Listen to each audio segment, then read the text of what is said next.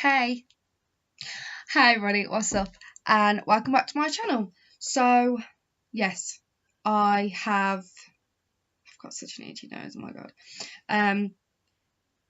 I have just filmed a makeup tutorial for this look and I'm literally like obsessed with it right now.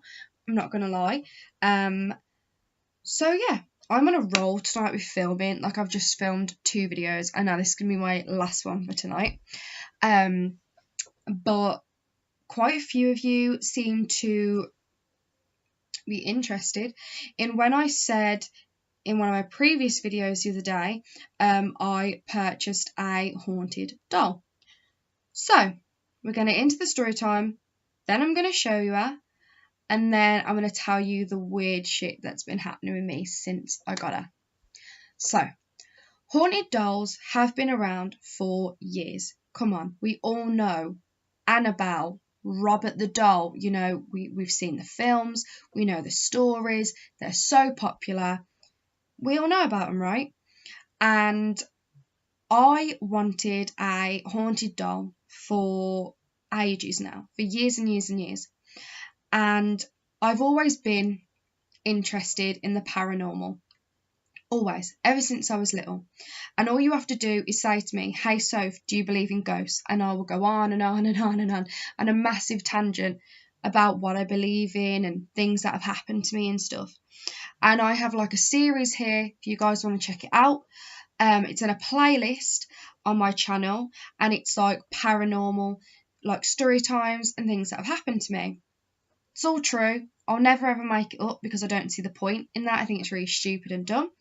But yeah, so I've always believed in the paranormal. Always. Ever since I was little, you know, I've always believed in the paranormal.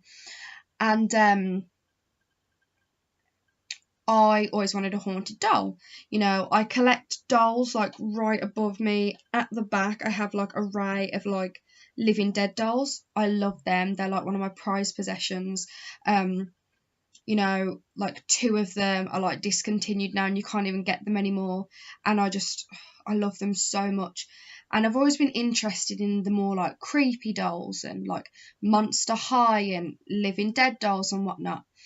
And I realised you could actually get haunted dolls. So obviously I'm not an idiot, you know. I act it, but I'm not all the time. I did my research, you know, and I watched videos and I went on Google and I researched, read people's blogs and stories of their haunted dolls and stuff. And I realised you could get them on eBay. So I go on eBay and I just type in haunted doll and I find this seller. And I believe she's called Spooky Shadow. She's lovely, by the way, a lovely, lovely woman. She's actually a practicing Wiccan. Props to you, girl. And yeah, so I was searching and searching for days and I was going all through her listings of all the haunted dolls she had, read all their stories, you know, really wanted to make sure I was sure. I told my mum and dad about it. I told my girlfriend about it, you know, we were looking together and all of this kind of stuff. And I found one and I felt really drawn to quite a few of them, I'm not going to lie. This one in particular, what really sold me is the fact that she loves theatre. So, you know, with me from my theatrical background, as a lot of you guys know, I felt like we had that connection with that. I like loving theatre. She's a beautiful doll, you know, regardless of whatever. She's a stunning doll. She's really, really pretty. And it also said in the listing that, you know, she would be great for beginners. So I thought, well, this is brilliant. I don't have any other haunted dolls. This is perfect. So I purchased her. She was £25, free shipping in the UK. I got her. I was so excited for it to come. And yeah, and she's here. And her name is Casey. And this is her here, so I'm going to show you her. So this is Casey. She is literally stunning, as you can see, like the detailing and her face and just everything. She's beautiful. I love her little top hat. It's so cute. I love what she's wearing. I have her in the sitting down position because she sits over there on my altar. But I just think she's so beautiful. She's so pretty. And I've had her for about a week now, I think, coming up to a week. And yeah, she's just lovely. She's so sweet and she's just so beautiful. But yeah,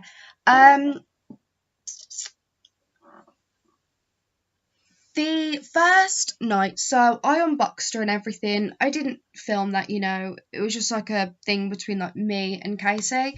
I opened her up. I, think me crazy, whatever. I really believe in this kind of thing and I wanted to be as respectful as I could. So, I unboxed her like off camera. I was just on my own in my room. I showed her around the room. I welcomed her, I held her. I placed her down, everything. And to begin with, she was like right here in front of my makeup collection.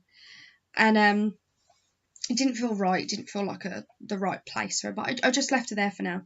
And then unfortunately I had to leave to go to work. So I went to work, blah, blah, blah, came back. I spent some time with her. I placed her on my bed with me while I was like watching TV. I had some music on YouTube, that kind of stuff. And she was next to me. And yeah, I mean, I wanted her to feel like she was welcome. I didn't want her to feel like pushed aside, like I was ignoring her. She was just a prop or whatever. I wanted her to be with me. So I had her right next to me over there in the bed. And then I got my Ouija board, which is just over there, which I will show you guys in a separate video one day, in the near future, if you guys would like.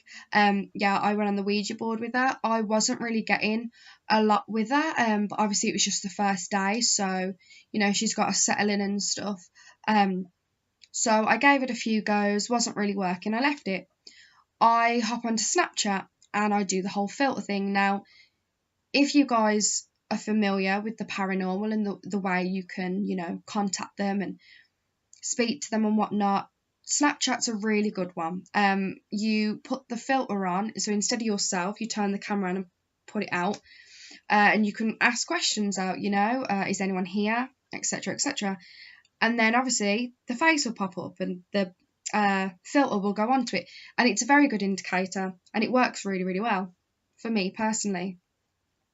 So obviously, because she's a doll and she does have a realistic face, I did the dog filter because that's always a good one for me, and obviously like recognised her face and stuff.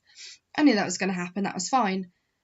Now obviously with the dog filter you have to open your mouth so the tongue comes out, right? Now nowhere on her does it look like an open mouth, right? So she's there lying on my bed and I have the camera on her and the dog filters on her face like perfectly to a T, and that was fine. And I was just asking questions.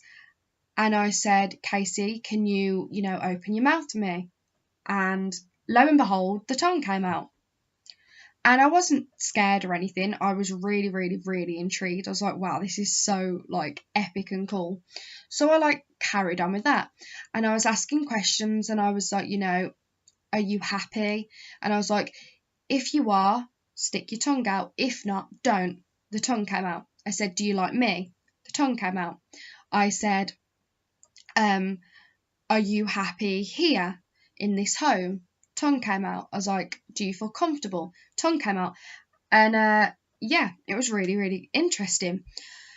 Then I didn't want to push it too much. Again, it was just her first night here, so I left it. And then I found a place over there by my altar, and she resides there now, and she seems to like it. It seems to be okay. Then a few nights in of having her, Miley started to act different. So the first night or so, Miley was in here with her and she didn't really react, she didn't really care. The first night when she was on my bed, Miley came up and I was like, Miley, look, it's Casey.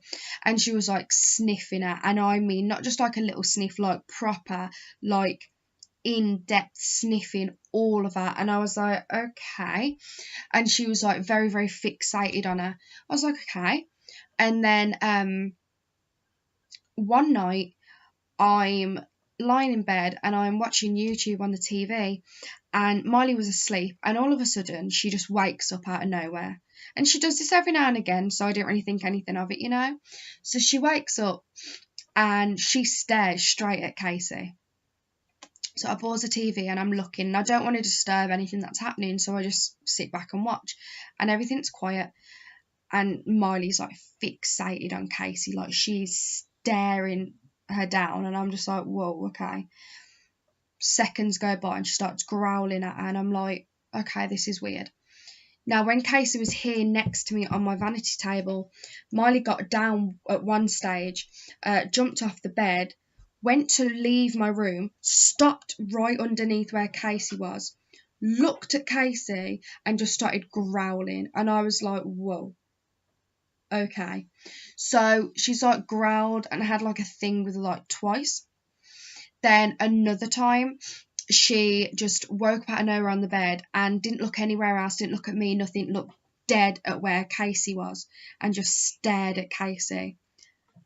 And I was like, okay.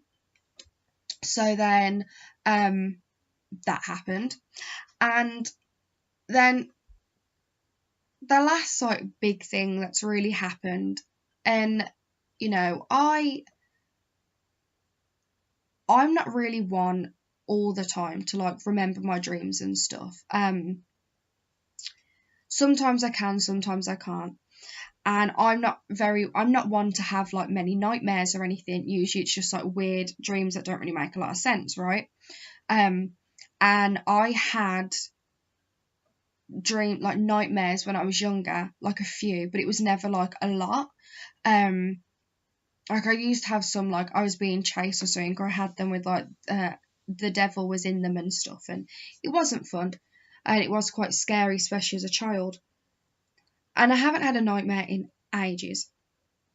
So one night I have a dream and I wake up and I remember it vividly, like perfectly, like it really did happen.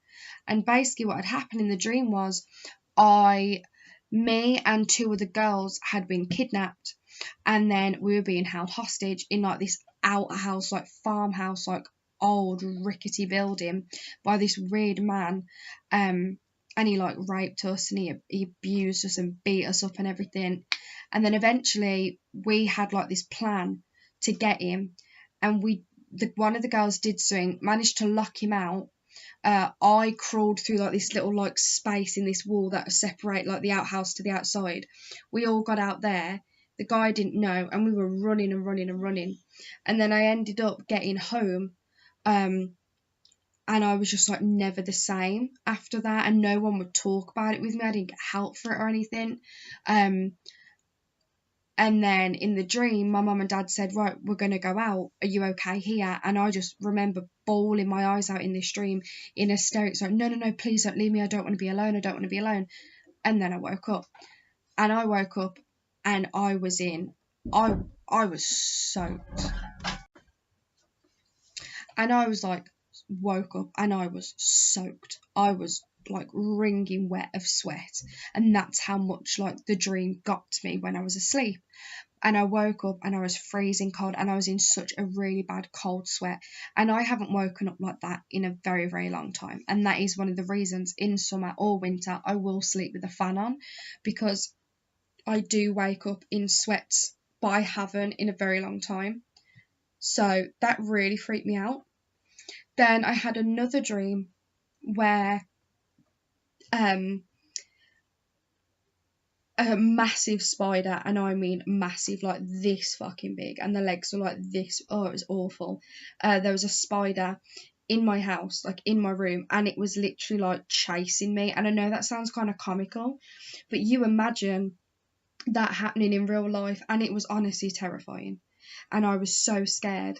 And that only happened last night. That was my last night's dream, and it was absolutely terrifying, absolutely terrifying. And it was like literally chasing me, and It was awful. And then I had another one, and if you guys have ever seen the film The Conjuring 2, you know Valak the nun, and how they're making the film about Valak coming out soon. I think it's out now actually in the UK, about Valak, and she's in it. My dream was based around her, and she was after me. And I remember these dreams as like clear as day, you know, like it was real. Now the weird thing was, I had the dream about the spider first, then I had the dream about Valak. It was in the same night, and it was only last night. And what had happened was, the Valak dream ended with me running through this store because Valak was right there next to me, and I fell on the floor, and I ended up going into the fetal position, and I was facing this way, right? And Valak was behind me. In the dream, for some reason, I went like this, and Valak screamed in my face, like right here. And I woke up, and I was facing that way, so I was facing the mirrors, right, in my wardrobe. And then, I shit you not, believe me or not, it's fine, but I swear to God this happened. I was facing that way. I wake up in sweats again, you know, and I'm lying there. Now my back is like to here, my back's to Casey, my back's to the door. So you just imagine the dream just ended with me turning and Valak screaming in my face. I woke up this morning and I was facing that way, and I woke up and I just lay there for a few seconds. Now I felt scared when I woke up because the dream felt so real. And I'm lying there and I feel someone behind me. Like after I'd woken up, I felt someone, like a presence, a dark presence right behind me. And I felt someone breathe down my neck, and I was awake. And then I remember just turning over and looking, and obviously there was no one there.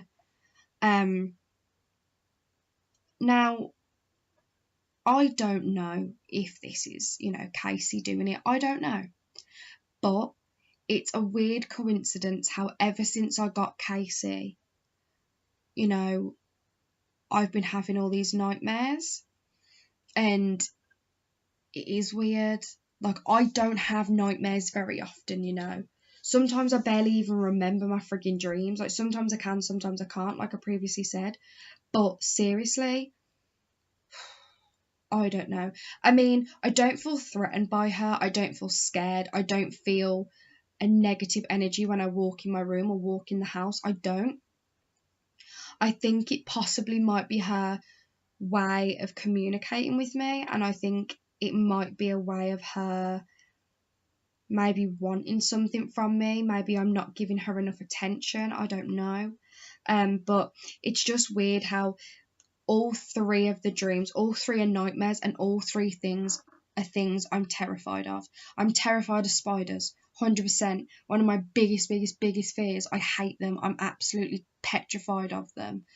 I am an arachnophobic, you know. I'm absolutely terrified of them, big or small, I don't care. I hate them so much. Being kidnapped and being held hostage is something I've always been scared of ever since I was younger, especially in this day and age. And then the thing with Valak, you know, when I saw that film and I saw her for the first time in The Conjuring 2, I was honestly petrified of her, I'm not gonna lie, and a lot of people were, you know. She was a really creepy character, brilliant and fantastic, and brilliant makeup and everything, but scary AF. And it's just weird how I've started having this and waking up in cold sweats and having nightmares and stuff and remembering them so vividly ever since Casey came into my life, and how all three are conveniently my biggest fears, you know. So I don't know. I mean, I'm not here saying, yes, it's Casey doing all this, because I don't know.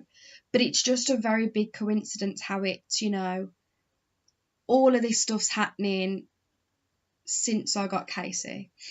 But It's currently like 25 to 5 in the morning and I still haven't slept. And I'm not gonna lie, I am a little bit scared too, because I don't really like having these nightmares. They're not fun. They are really vivid and really, really scary. And it's hard to shake that feeling that they're not real. So I'm not sleeping well. And it is terrifying and it is really scary, but yeah, so that's my haunted doll like story time. Please let me know if you guys would like more maybe updates or something about Casey, about if I have any more weird dreams. I don't know what's gonna happen. But yeah, just let me know. Thank you so much for watching this video. Regardless of whatever, I love Casey. I think she's a gorgeous doll. She's beautiful. I really do hope she's happy here. I hope the spirit is happy here. And yeah, you know, if you guys do want a haunted doll, I'd always say go for it. Just please, please, please make sure you do your research first and don't go with ones that are negative and are listed as negative spirits attached to the doll. Just don't go into that, especially if you're not ready and especially if you're not a professional. I'm not saying I'm a professional at all, but I am quite mindful and I do know a lot about the paranormal, and I'm always reading books about it and films and documentaries, etc., etc. So I'm always learning, you know. But yeah, I mean, I'd always say go for it. Just be extremely careful. And do your research, and don't just find one and buy the first one or buy the cheapest one or something. Really look into it, contact the seller, talk to them, you know. And if something doesn't feel right when you have the doll, don't feel like you have to keep it. You don't. You could try sage and lighting sage around it and trying to cleanse the air around the doll. If that doesn't work and things still aren't great, you can always talk to the seller and say, I'm sorry, I can't do this. Please, you know, can I send you him or her back? And I'm sure, you know, if they're a respectable seller in what they're selling and what they're doing, they will understand and they will say, yes, of course, I'll refund you the money, I'll take them back. So never feel like you are stuck with one, especially if it's negative. But yeah, just always be mindful, always be careful of things like this. It's the same with getting a Ouija board. It's the same with, you know, doing anything like this, you know, trying to contact spirits, trying to contact the dead. You always have got to be careful, always, and know how to protect yourself. You know, wear pentagrams, cleanse the air, cleanse your room that you're in, cleanse the space with sage, incense and things, you know. Really do be careful. Even the most professional ghost hunters and the most professional paranormal people, they all have to do the exact same thing. They all have to be extremely mindful and extremely careful. So yeah, if you want any updates on what happens to me with Casey or whatever, just let me know. Like this video, comment down below, because that's the only way I'm going to know, guys. So please do that. If you want any more like paranormal story times, I'm sure I have a lot more to tell you, or will have to tell you. If you want some updates on some dreams, if I have any, which I probably will, yay. But yeah, and I really want to do a video on my Ouija board and I'll show it you guys properly and how to use it and how to be safe. I would really like to do a video on how to be safe and respectful with the paranormal in general. You know, going on ghost hunts, contacting the dead, using Ouija boards, using pendulums, dowsing rods, anything like that. You know, I'd like to give you guys some tips and tricks on what to do and what not to do. But yeah, just let me know. Sorry for the little ramble at the end. You know me, always full of rambles. But I am going to go now and try and actually get some sleep. But yeah, I love you guys so much and I will see you very, very soon. I love you. Bye.